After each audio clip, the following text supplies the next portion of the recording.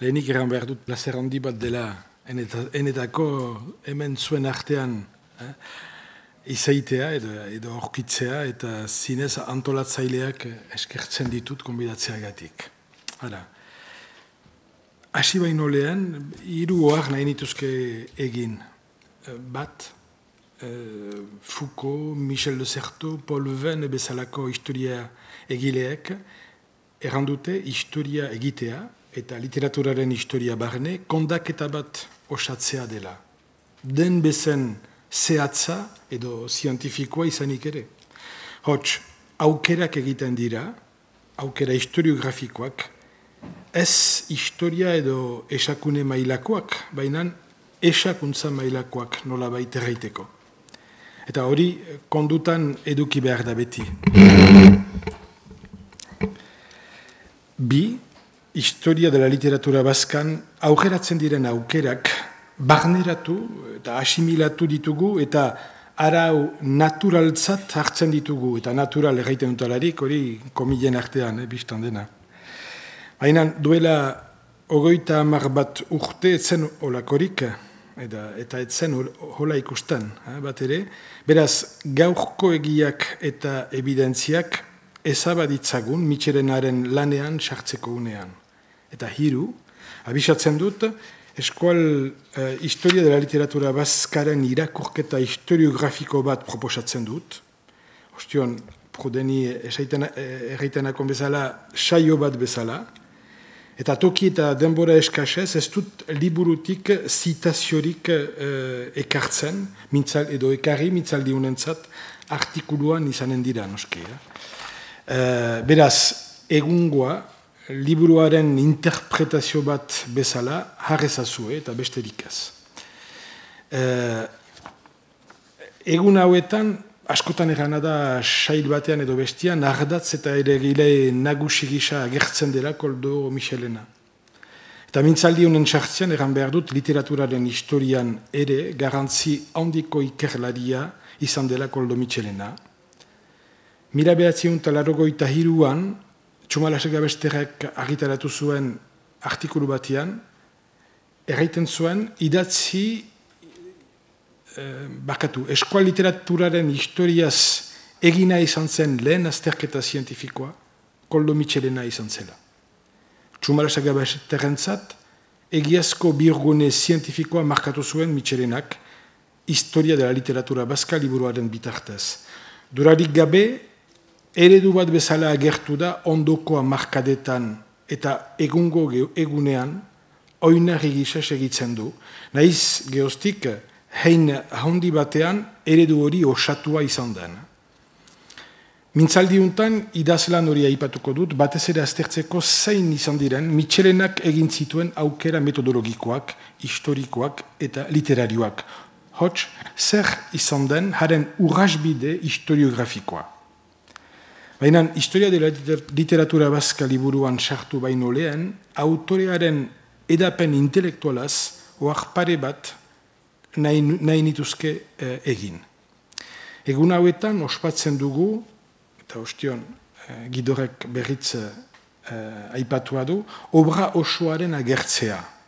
Eta argitalpenen artean, 13. alea literaturaren inguruan antolatua da. Ale hortan, eskual literaturaz Koldo Michelenak idatzi duen guzia bildua da. Eskual literaturaren historiaz egindako saiakerak, baita ere liburu aurkezpenak. Liburu berrien eta berargitalpenen kronika, hoi bat urtez atxikia du Michelenak eganen batez ere dakizuen bezala. Orain arte, artikulu horiek barreiatuak ziren 2 edizio desberdinetan, nik dakidanez. Eta orain badugu begikolpe batez, Michelenaren ikusmolde osoa euskal literaturaz. Ikuspegi historikoa, kritikoarekin batera. Eta erran daiteke, 13. ale hortarik, literaturari buruzko ikuspegi zabal eta sakona agertzen dela. Ez da egungo gaia, baina balitaik ez zer eran, Michelenak literaturaz duen konzepzioaz. Ikerketa egitekoa izanik ere suma daiteke alde hortarik beste sailetan bezala Michelena aurrerakoia izan dela. hori ikusten da, Txilardegiren leturiaren egunkari eskutua eleberriaren aintzintxolasean. Zehaztasun handiz bere garaiko euskal literatura berriari, Mitxelenak norabidea eta eginbidea eman zizkion leturia zela medio. Gorago eran bezala, 13. ale hortan bi ekarpen mota daude alde batetik liburu kritikak, sorkuntzalanak gehiengoan dielaik, eta bestaldetik euskal literaturaren historia argitaratutako lanak. Eta denak segidan irakurtzerakoan, eta ala egin dut joan udan, argiki nabarida bisailen artean dagoen koherentzia. Liburu aipamen asko egin du Mitxelenak. Delako ale hortan, 13. liburukian, 150 bat badira, 30 bat edo geixo. Hoai ez dut gogoan zon badiren txusen. Bierenak eskorazko liburuei buruz idatziak dira, eta horien artean erdia gutxi gora behera sorkuntza eta edizio originalak. Batzuetan artikulua aurkezpen utxa da, iduriz urgunetik idatzia liburua ez duelarik funtseskoa aurkitzen. Beste batzuetan, nahiz ezten beti baitezpada luzia, sakonki landua da.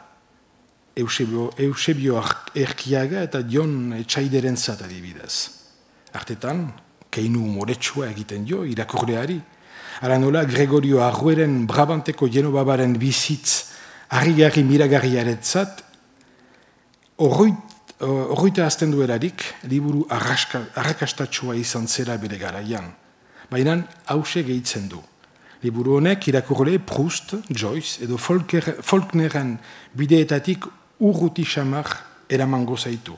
Ez dizu buru austerik emango, eta ez zaitu bekatu malda limurietan behera amilduko. Morearen atzean, artikulu horietan bada astetik buru literaturaren ikus molde bat. Mitxelenak irakurle eta kritikari bezala argiki beresten ditu eskualdi buruen artean, literatura sailian sartzen direnak eta bestiak. Gisaberian, hein handienean, eskuaraz idatzitako liburuak aipatzen ditu. Eskuara mota, hots, haren balioa, hizkuntza literario bezala, maiz eztabaidatzen du. Hori adibidez, Txilardegi edo Etxaiderentzat nabari da. Azkenik, iparralde eta hegoaldeko autoreak eta obrak bereizketarik egin gabe erakartzen ditu argira. Beraz, liburu batentzat 3 kriterio erabiltzen ditu.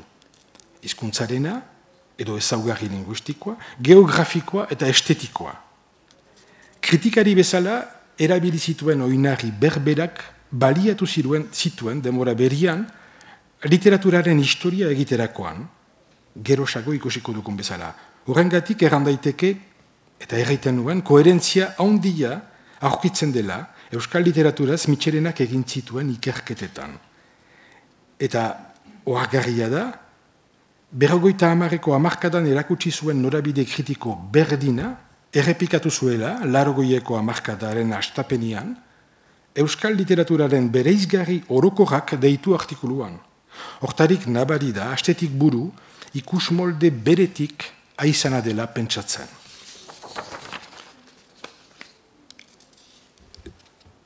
Obra osoaren 13. ale hortaik, Mitxelenaren beste alderdi bat ere nabari da. Eragin handiko gizona izan dela. Eta alde hori ez dut hemen aipatuko eta ez luzatzeko gizan. Eta artikuluan atxemanen duzue, baina zinez irakurtzen nuelarik parte hori, kritika horiek eta batez ere aintzintxolas batzu egin dituelarik, gogora teldu zitzautan frantses kulturan izan diren eragin handiko gizon batzu literaturan, adibidez ez dakit, ez dira biziki ezagunak hemen, baina NRF aldizkarian izan dira olako gizon batzu, adibidez Jacques Rivière, bigarren artean, edo bigarren gerlatik landa Jean Paulhan, horiek biziki ezagunak izan dira, eta frantses literatura garaikidea zinez bideratu dute. Bada hortaik ere, zerbait, Mitxelenaren kasuan. Ara, baina bidian hausatu gabe, historia de la literatura baska liburuan sartuko niz.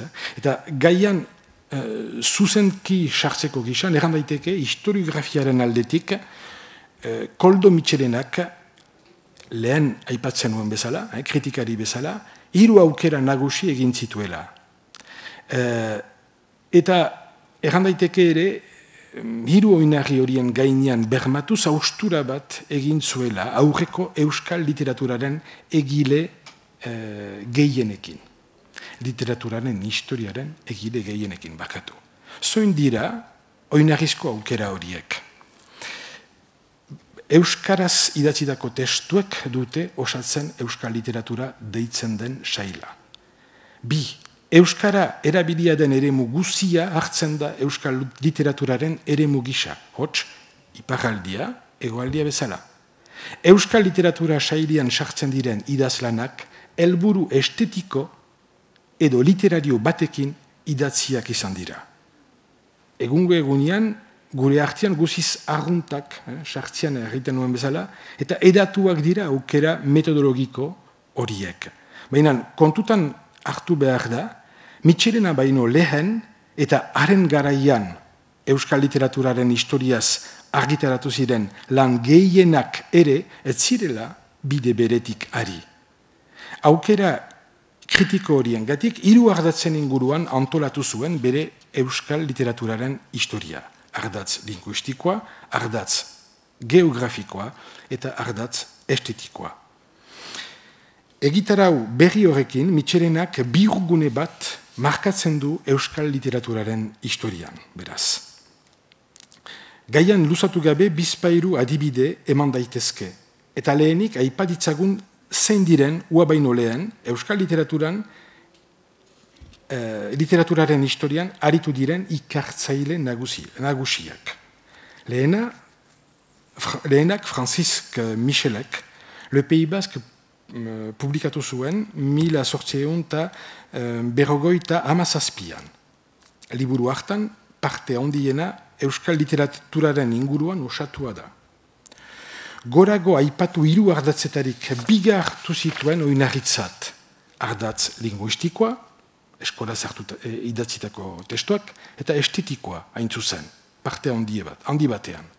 Baina iparraldeari mugatu zuen bere ikerketa frantses universitarioa izanki, frantses ondare kulturalaren baitan ari zen lanean, Frantziako 2. imperioak ala eskaturik. Haren ondotik, Julien Vinsonek Le Basque et le Pays Basque argitaratu zuen 1882an. Liburu hartan, abia puntutzat hartu zuen, eskualdunek ez zutela egiazko literaturarik sortu. Gehien bat itzultzaile edo egokitzaileak izan ziren haren ustez. Beraz, ardatz estetikoa erabat baztertu zuen hastapenetik. 1985an, Pierre Landek Le Pays Basque vol d'oiseau deitu liburuan, eskual literatura aipatzen du nasaiki, baina gainez gain aztertzen du eskual literatura idatzia. Gainera, idazlanetan mendez mende egin diren itzulpenak, egokipenak eta sorkuntzak denak batera erakarriz, oinarri estetikoa, ez zuen behar bezala finkatu. Arainan, Hippolyte Taine, frantses filosofoaren eredu historiografikoa segituz, eskual literaturaren originaltasuna erakutsi nahi zuen batez ere. Beraz, ahozko tradizioa hobetsi zuen, frogatu nahi baitzuen, luzaz, idatziaren tradiziotik kanpo egon zen eskual jendaldeak ahozkoan zeukala bere genioa. Ondotik, horixe aipatu behar da. 1987an, horixek eskual literaturaren atze edo edesti labura argitaratu zuen eskual esnalea aldizkarian. Mitxelenak berak errantzuen horixeren gandik guziz urbil ikusten zuela bere burua. Horixek eskolaz idatzitako obrak hartu zituen kondutan, seur. Halaike, bi ikusmoldeen artean desberdintasun nabari batzuk badira. Horixek ez zuen literaturaren helburu estetikoa ezaugarri nagusitzat hobetsi, ez eta ere sorkuntzarena. Ikusiz adibidez, zertoki nasaia emaiten zion, Eliza mailako testuari eta haren baitan obra itzuliari. Hots, eskola literaturaren historia eta euskarazko idatziaren historiaren artean geratzen da nunbait. Horren ezaugarria da ere, eskola literaturaren antolaketarako hautatu zituen 3 oinarriak. Filologia mailako ardatzak dira. Euskara idatziaren historian izan diren 3 eredu linguistiko nagusien sortzaileak. Atxular, Larramendi eta Arana. Eta azkenik, Mitxelena baino lehen agertu ziren historia egiren nagusien artean, Pierre Laffitte aipatu behar da. Liburu bat atera zuen bigarren artean. Bigarren gerla denboran, bergoita batean. Le Pays basque et la littérature d'expression basque en labour, Basse-Navarre et Soul. Izenburutik beretik garbi dago ez zuela Laffitek zenbait urte berantago Mitxelenak aukeratuko zuen eredu historiografikoa hautatu. Geografikoki euskal literatura iparraldeari mugatua da eta sorkuntza literarioa, Laffitten kasuan, filologo baten ikuspondutik hartua da beti. Historiografiatik kanpo, bigarren haustura bat obratu zuen euskal literaturaren historiak ordu arte zekarren edukiaren aldetik Mitxelenak. Alainan, eskorazko testuak aukeratzean, jadanik murrizketa bat egiten du. Eta murrizketa areagotu zuen oraindik, eskorako testu horietan helburu estetiko batez idatzitakoak baizik ez atxikiz. Eskual obra potentzialen kopurua txipituz, kanonaren edadura murriztu zuen gisa berean. Halaber, idazle handien multsoa, bez panteona. Horroiterazten dut, konparatzeko, 20. mendearen atarian Donibane Lohitzuneko eskual pesten kari, eban zuen itzaldi batean, Eduard Dibildosek erreiten zuela Pierre Loti zela eskual idazle handiena. Beraz, garbi dago, Mitxelenak egin zuen aukerak bide batzu etxi zituela. Baina, autu linguistiko, geografiko eta estetiko horiek egitean, Europa mailako eredu historiografiko zabal eta hedatu batean sartzen zen. Beaz, nola ulertu behar da, Mitxelenak aintzina egin zuen urratsa. Ikusten duzu bezala, Francisque Michelentzat gauza bera egin nuen, Pierre Landerentzat gauza bera egin nuen ere, eta eranai baita, sekatu nuela nundik nora, eta nundik hartu zituzten ereduak, eredu historiografikoak. Francisque Michelendako eta Pierre Landendako aski erretxazen enetzat, zenta horiek frantses kulturaren baitatik hartu baitzituzten ereduak. Egia da, Michelenaren zat, zailagoa dela, enetzat, zenta ez baitakit, ez dute zautzen, Espainia mailako tradizio historiografikoa historia mailan. Ordean, zailago gertatu zaut eta menturaz gauza orokorretan egona naiz horrengatik. Beaz, Euskara eskolegia bere osotasunean eta helburu estetikoa. Historia dela literatura baskali buruan egin zuen egitara horrekin, bete-betean sartu zen Michelena, 19. mende ondarretik aintzina, Europa mailan egiten zen literaturaren historian.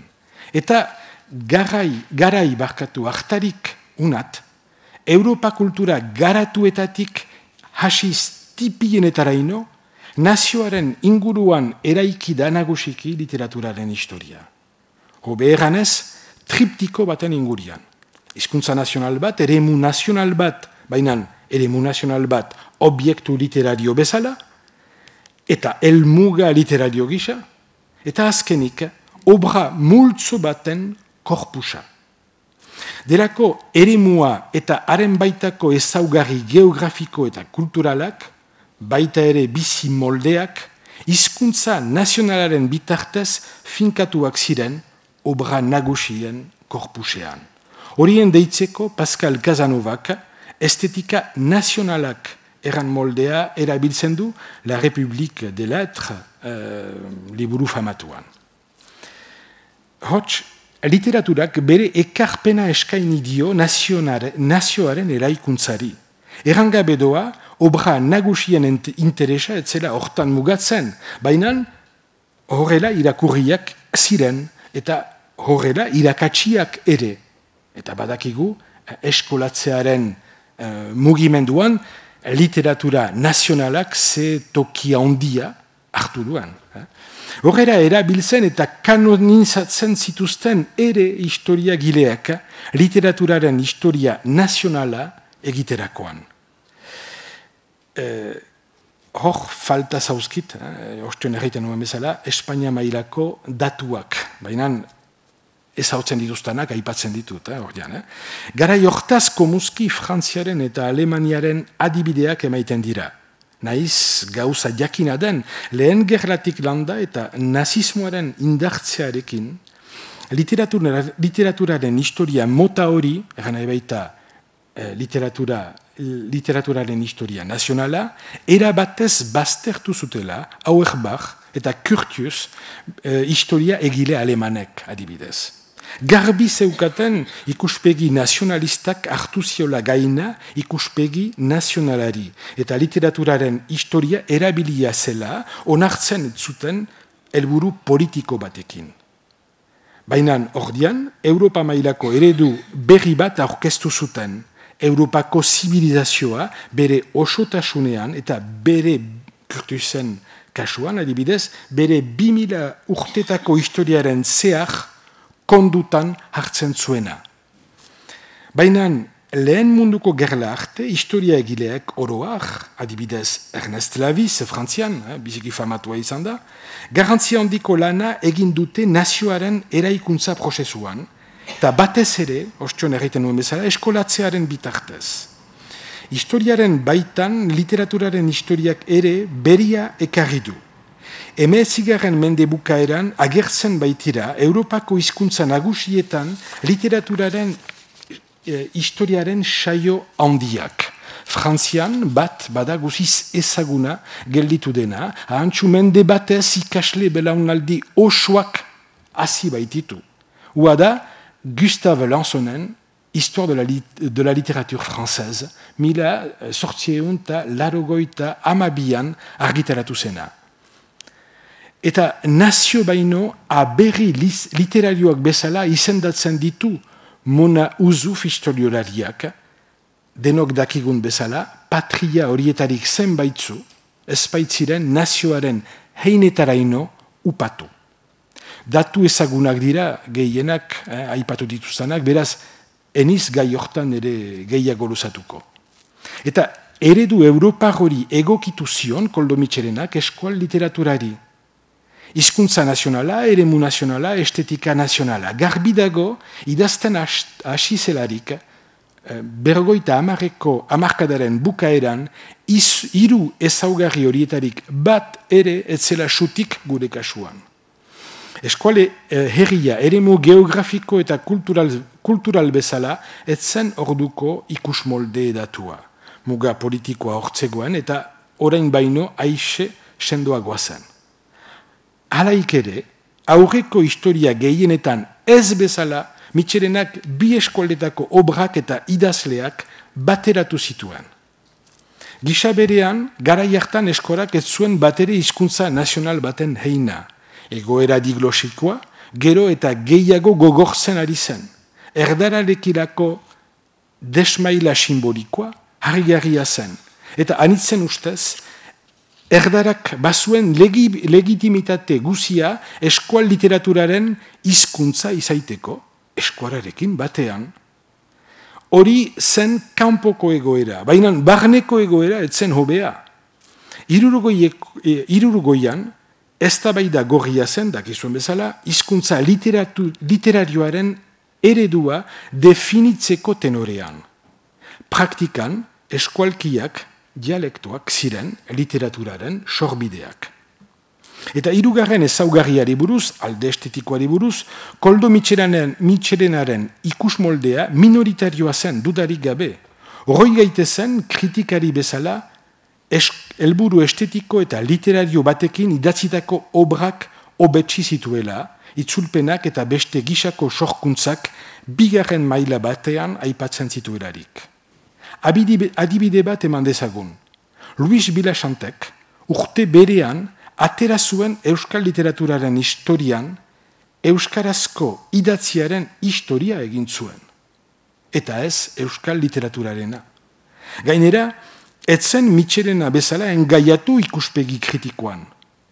Mira behatzion eta berrogoita amazazpian, Txilardegik idatzi zuen leturiaren egunkari eskutua eta Pierres Arradoi, Pierre Narbaitzek, idatzi zituen Katialinen gogoetak, maila berean ezarri zituen jakin aldizkarian jalgi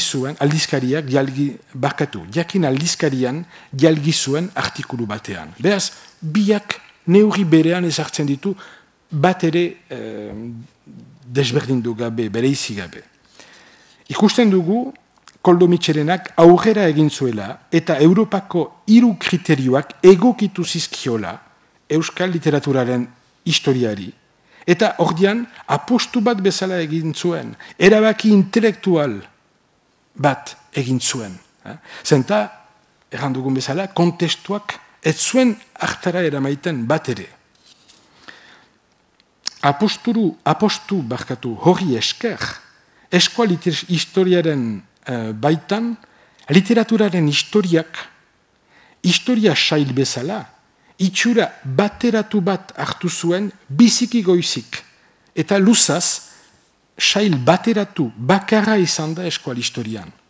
Gaur egun oraindik, eskola programetan, eskola literaturaren historia aintzindari bezala agertzen da beste historia sailen artean. Ekonomia, politika eta bar. Horren lortzeko eta justifikatzeko, Mitxelenak argumentu linguistikoa aurreratu zuen. Eskuara sorkuntza bide ukanduten eskualde guziek osatzen dute Euskal Herria. Noski, beste historia sailetan, etzen olakorik egiten ahal, etzen ardatz nagusirik. Baina hori ikusi behartzen eta aurre ikusi behartzen eta Mitxelenak beraz egin zuen hori. Demora gelitzen zautu, no? Ados. Ordian, horiek dira, nik ikusten dituzten 3 ardatz edo aukera historiografiko nagusiak. Bestalde, badira, bigarren mailako beste aukera batzu, nire ustez, biziki interesgarriak direnak, eta horietan ere nabari da, Koldo Mitxelena aurrekaria izan dela. Lehenik, aipadezagun historia egiteko moldea.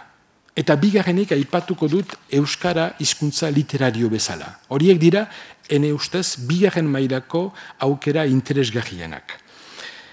Koldo Mitxelenak lantzen du edo landu du historia egilearen urruntze prozesua.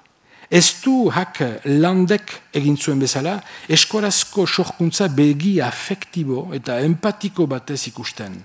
Atzerapenarekin kontsideratu zuen eta egokitu zizkion inguruko kultura garatuetan erabiltzen ziren kriterio kritikoak eskola literaturari.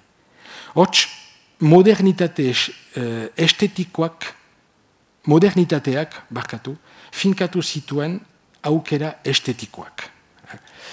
Atzerapena hartzen zuen, baina halarik ere alde kritikoa lantzen zuen denbora berean. Eta hori biziki interesgarria da historiografiaren aldetik.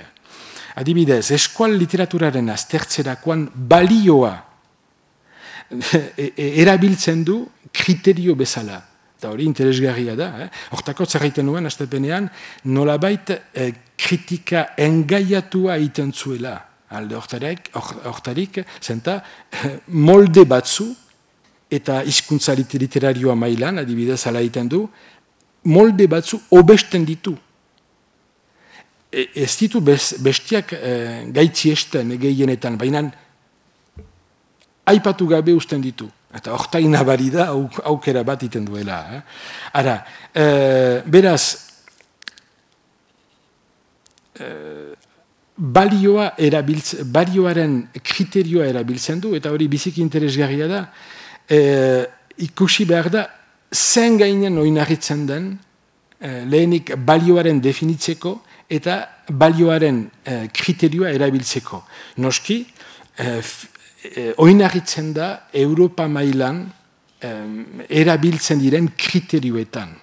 Eta modernitateak, eta azken modernitateak, 19. mende undarrekoak ere, finkatu zuena hartzen du, behaz, kriteriotzat. Adibidez, liburu hortan, aipatzen du ahozkoaren kasua, aipatzen ditu bertsulariak, aipatzen ditu ere bertso paperen ekarpena. Baina, biztan dena, ez ageri da, nabari da, ez dituela literatura idatziaren hein berean ezartzen. Landek kontrarioa egiten du, landek erraiten du, hortan da eskualdunen originaltasuna. Mitxelenak ez du lakoik egiten, eta nundik mintzo da, biztan dena, Europa mailan kultura garatuetan erabiltzen diren kriterioetarik mintzatzen da. Ara,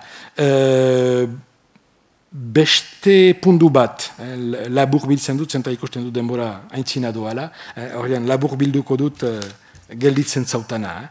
Eta beste pundu bat, historia egile bezala, behaz, interesgarria da, zenta, hor, eta hori Txumalasaga Basterrek ere azpimarratia du, erraiten du Txumalasaga Basterrek historia bere osotasunean hartzen duela Mitxelenak. Erran nahi baita, literatura ikusten duela gizartearen iarduera bat bezala, eta ez lehen egiten zen bezala, gauza sakratu bat bezala, beres dagoena. Ez, iarduera sozial bat bezala ere ikusten du. Eta hori biziki interesgarria da, adibidez, 17. mendeko atxularen belaunaldi doratuaren aurkezteko, Lafiten ikus moldea segitzen du.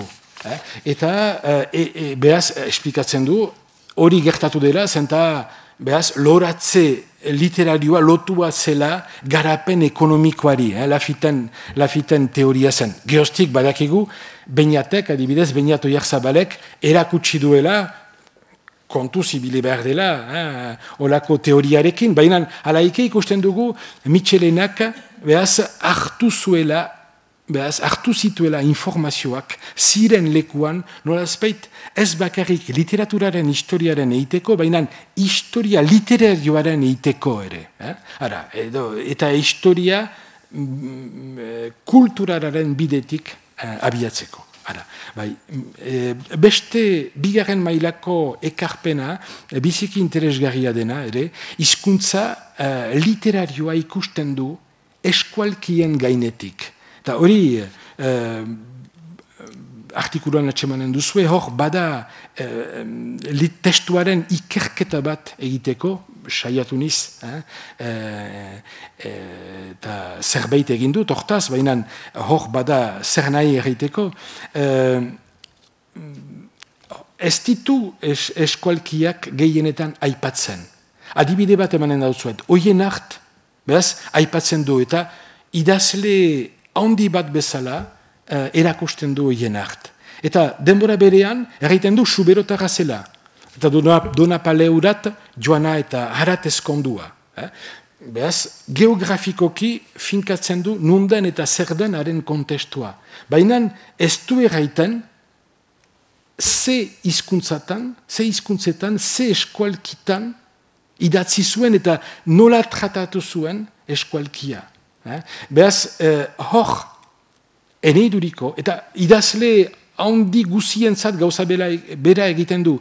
Irakurtzen balin baduzue, mogelez erraiten duena, ez du erraiten. Zertan idazten zuen. Berdin Kresala eta Garoaren zat. Fitxik, badirudiaren dako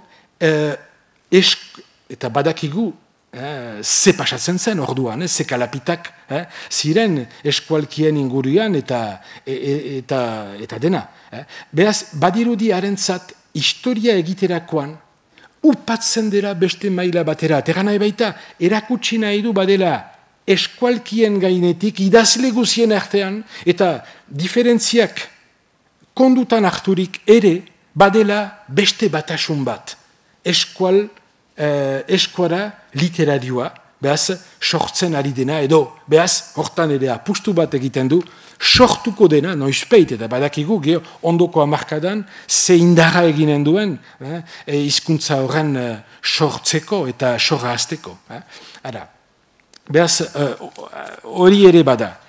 Gero, eta horrekin, bukatuko dut, Ricardo, badira, halaike, eta hori artikuluan atsemanen duzue, badira halaike alde ahul batzu eta gune itxu batzu eskual literaturaren historia hortan, Mitxelenaren historia hortan.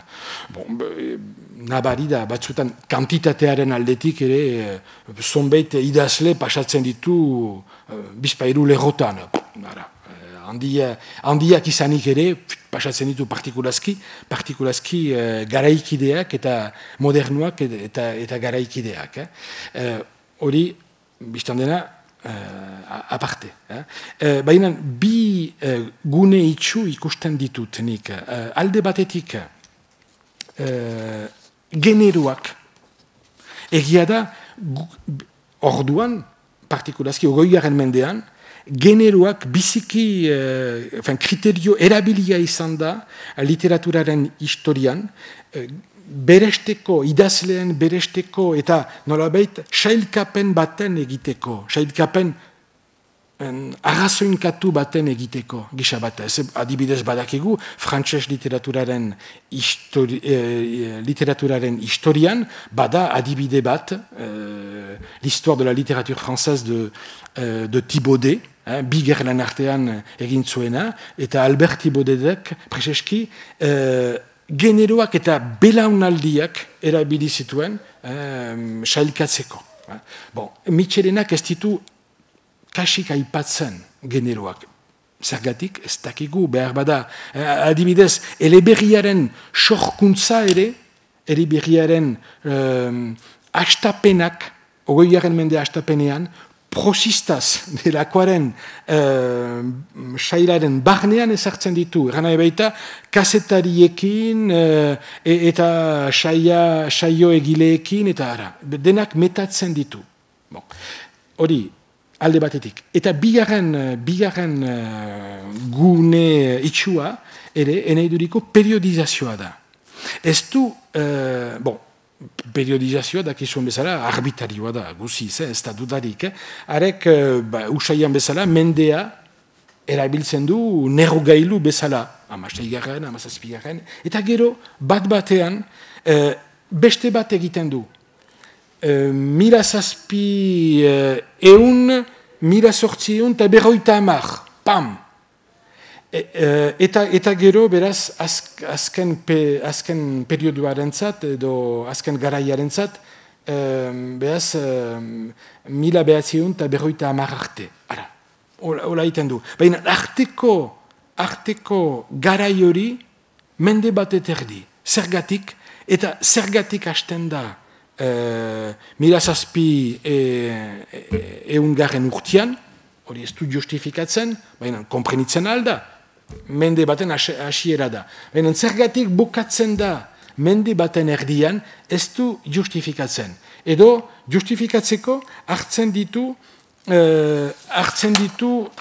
argumentu batzu literaturatik kanpo. Eta dakizun bezala, literaturaren historian, untsalaz ez da olakoik egin behar.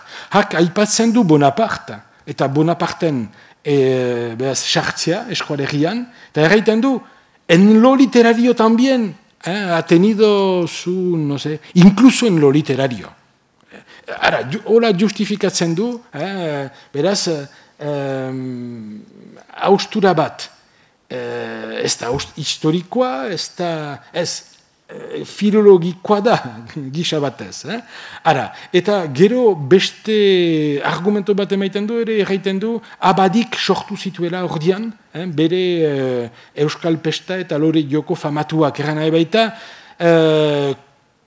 historia kulturalaren baitako eragin bat edo kriterio bat erabiltzen du. Ara, eneduriko hortan dira, baina hori barnatu behar da, biztan dena, hortan dira gune itxuak eskual literaturaren historian, behaz, Mitxelenak egin duen saio hortan. Eta, behaz, konklusio gisa, bi gauza aipatu behar dira.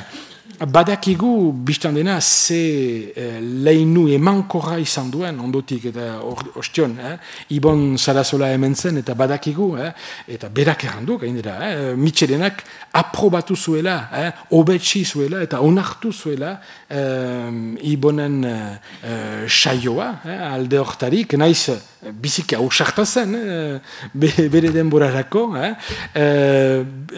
behaz, badakigu, geroztik, kasik denek oai arte, salbu behar bada Luis Bidasante eta Chantion India, kasik denek historia egile guziek, Mitxelenak egin aukerak berritz hartu dituzte eta indartu dituzte. Eta 20. mende hastapenean eskual literatura irakasten ari garenok, gauza bera egiten dugu, eran nahi baita eredu beretik aigela. Gero, ikusi behar da, izan diela desbideratze batzu ere. Eta hori bestalde argitaratu dutan beste lan batean, hori esplikatzen dut.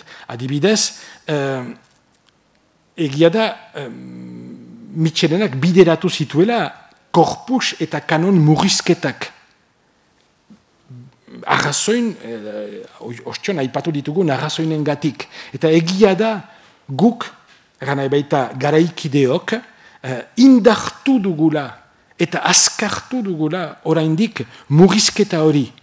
Eta kasik, behaz, aintzineko mendeak,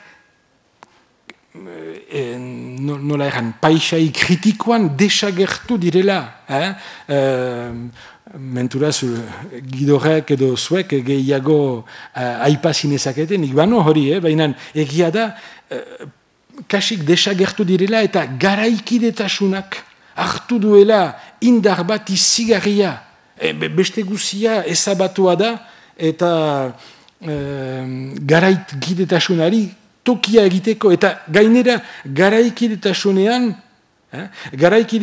aipatzen dugu gaurkoa eta kasik biharkoa. Zenta benetazko euskal literatura biharkoa da, noski, etortzekoa dena.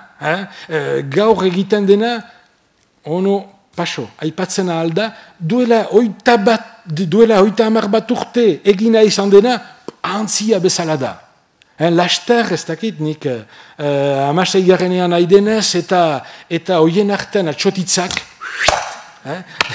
azkenean biek bat eginen dute amildegian. Ordean, ikusten dugu desbideratze handi bat egin dela gisa batez alde hortarik. Baina hori ez diogu Mitxelenari leporatzen ahal. Hori guen artean behar dugu boketa egin, behar ditugu suiketak egin, eta hori garbitu eta hobetu eneiduriko. Ara, behaz, ikusten duzuen bezala, eta hortan zinez sinesten dut, Mitxelenaren ekarpena garai hartan, zinez ekarpen handia izan da, eta biurgune bat markatu du alde hortarik historiografiaren aldetik. Ara.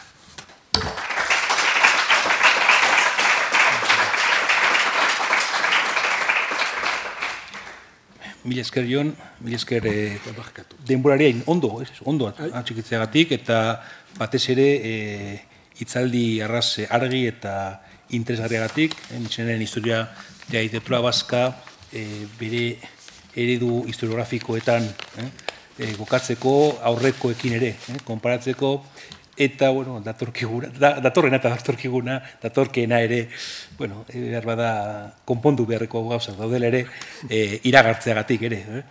Horrein baitugu, minutu batzuk, dauden galderak, iruzkinak oharrak azaltzeko. Bai, Pruden.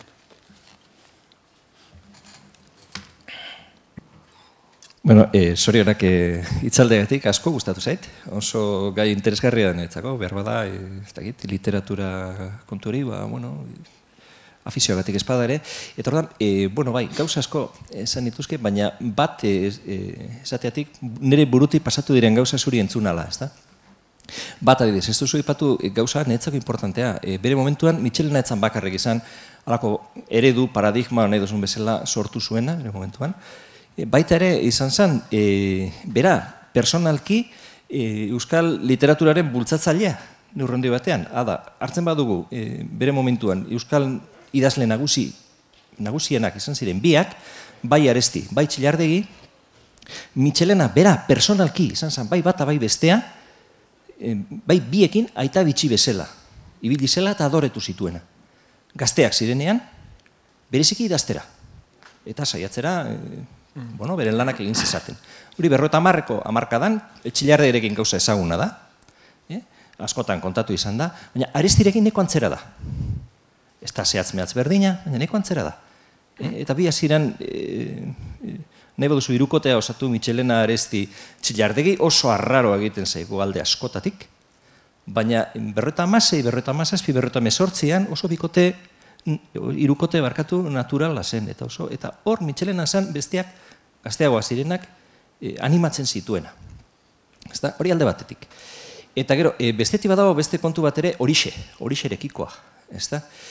Ni orain buruz nabil, baina nik irakurria daukat, eta suposatzen dut bere gutunetan, Michelenan gutunetan izango dela, hori ez dela egongo literatura baskan edo. Karo, badugu Minotauro argitaletxea Madrilen, hori ari da Michelenari euskal testuak eskatzen, eta momentu batean eskatzen diote euskal literaturaren historia bat. Eta orduan bera saiatzen da horixeri bideratzen. Nire buruan dago, esan nahi dut, ez tala zera, ez da. Zeka horixe izan zen egin zuena euskal literaturen historia, gerra aurretik, eta barra gaina horixe esan horixe. Eta hor badira beste historia asko, ez da. Eta horixeki ez egiten zion, horri. Eta azkenean horixe hilda gero okerrezpanago, 61 hil zan horixe edo, Michelena berak ateratzen du historia hori Minotauron, baita ere testos arkaikos baskos bezala. Historia hori nire hipotesi bezala botatzen dizute, ze hori xeekiago aztertu beharko litzateke.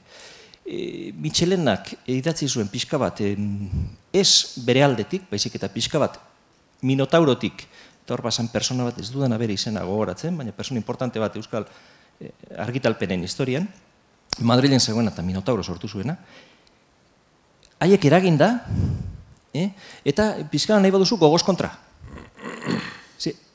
Nik nire hipotesia da, ez zuela lan hori gogoz egin.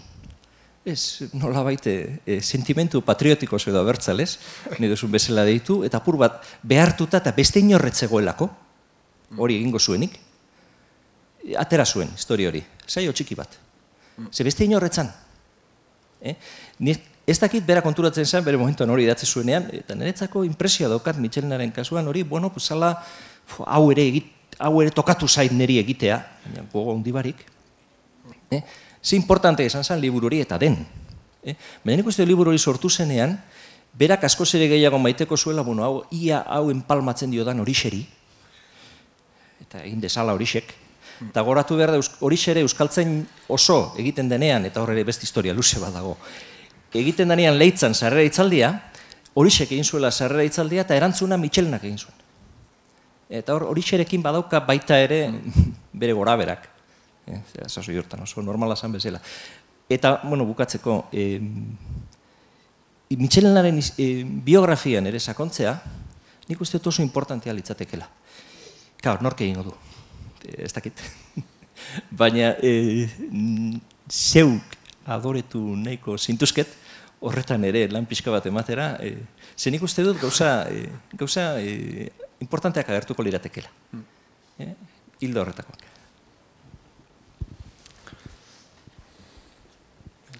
Bai, Erabat ados zure lehen bioarekin. Eta prezeski utzi dutan partean, eragin handiko gizona, hori artikuluan izanen dena, prezeski zuk erraiten duzuna, erraiten nuen. Eran nahi baita, ez arestirentzat, zenta arestiren kasu ez dut zuk bezen ondo ezautzen haintxeo. Baina leturiarentzat hori nabari da, eta ageri da leturiari egintzakon haintzin txolasean, beraz, programa bat bezala emiten diola txirardegiri, baina ere bideratzen duela programa bat eskual literatura berriaren zat. Prezeski, eta askida ikustea ere, kasik nola eran, ispiluan askida ikustea etxaideri leporatzen diona. Etxaide importanta bezala ikusten du. Baina, prezeski, arekin biziki zorrotza da. Makilukaldiak emiten dazko. Liburu aurkezpenetan. Eta horrek eran nahi du, importantzia handiko gizona zela harentzat. Baina ikusi behar da, bai, etxaideren poetika, eta bai, etxaidek erabiltzen zuen hizkuntza literario mota, eskualkiaren baitan oinarritua eta, harek baztertu nahi zituela. Eran nahi baita, eta txirardegik dakigun bezala, kakotxen artean, geizki idazten zuen ordian, leturian. Haraike, haren literatura hobesten du, eta etxaiderena obiazena baztertzen du. Bide antzu bezala ikusten du etxaiderena, eta bide emankor bezala, barkatu, ikusten du leturiarena. Era bat ados zurekin, alde hortarik. Eta bigarren arentzat hori, prezeski horixerekin, behaz, urbil ikusten zuela bere burua, edo horixeren gandik, hortan ez da dudarik ere, eta hori Paulo Istuetak erraiten du ere, behaz, delako horixeren liburuaren berargitalpenean. Kondatzen du, behaz, prezeski, Michelenak eskatu ziola egitea. Eta horixek errantzankola, sobera zaharra zela, eta berak, harek egin behar zuela. Eta beharrik egin zuen, beharrik hausartu zen Michelena. Zenta Michelenak erraiten du, ba, enizgai horren eiteko, eta beharrik hausartu zen. Zenta horixek, ikusi dugu, jadanik ze ateratu zuen, ikuspegi klasiko bat zuen, literaturaz. Eran nahi baita, erdi filologo batena, eta erdi klasikoeri buruz itzulia, eran nahi baita, badira, aita ponte batzu, hor direnak, eredu emaile gisa, eta eiek segitu behar dira. Eta hori xerentzat, eta askida, sailkapena ikustia, horren ulertzeko. Bistan dena, Michelenak ez du batere eredu hori segituko, eta sartuko da, ostion erraiten nuen bezala, Europako orduko, behaz, ereduan. Ari esker sartu gira, euskal literaturaren historia modernuan. Bestenaz, hori xerekin geldituko ginen, gerla aurreko ikuspegi batekin, edo zaharrago batekin, aixe zaharrago batekin. Bai, Josebak eskatu ditzen bezez, labur-labur, denboraz kanpo gaudeta. Ezer baino lehenago zorionak eta eskerrak benetan eredugarri iruditu baitzait hitzaldi osoa eta baita ere planteamendu diferenteak. Banuen ohartxo bat ez literaturaz, baizik eta literaturaren historiaren testu kritikaz. Agian baliagarri izan litekena, ez dakit hizkuntzalarien batzuetan izaten den bezala, ofizio zikin hori, agian literatur historiografoentzat ere. Eta da, klaro, oain nabarmenago gelditzen da, baina lehen ere uste dute hori aipatua zela. Michelenak egin zuen historia literatura baska lehendabizikoa etzen Minotaurokoa. Diaz Plajaren nazen. Eta, klaro,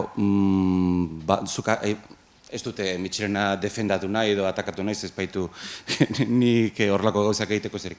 Baina, baizik eta nolaz baita agian esplika litzake horrek ez bi ahulguneak aipatu dituzunak akabuan, baina bai oroar hainbat ezaugarri ikusten direnak gero liburuan. Gehienok irakurri duguna, bakarrik liburu izan baita, edo nola nahi ere lehendabizikoz liburu izan baita, eta gero bestea irakurtzen denean, zenbait gauza, esate baterako, kronologiarena ez, seguruenik, baina, karo, 1850 egiten espaldin bauzu, agian tentazio izan zenezake 1875 egiteko, eta, en fin, urte haietan ez dakit.